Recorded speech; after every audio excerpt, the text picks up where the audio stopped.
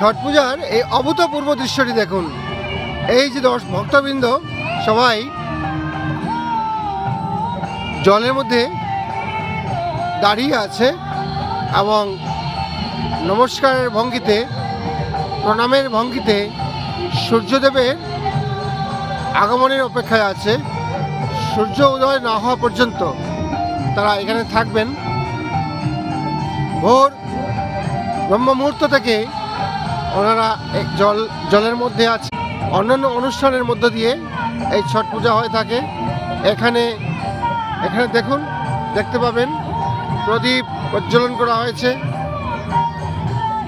কলা গাছ দিয়ে সেই মন্দিরের মতো সাজানো হয়েছে। ভোগ নিবেদন করা হয়েছে। এই যে দেখুন, ভোগ নিবেদন করা হয়েছে। এরা সবাই পরিবারের লোকজন, বিভিন্ন পরিবারের লোকজন এই পূজা অংশগ্রহণ করেছেন। এই যে দেখুন, এই বিরল সংস্কৃতি আমাদের ভারতবর্ষে বিভিন্ন অন্যান্য সংস্কৃতির মধ্যে একটি।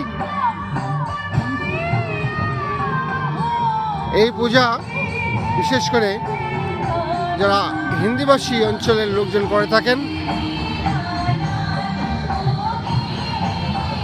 আজকাল বাঙালিরাও ছট পূজা করেন।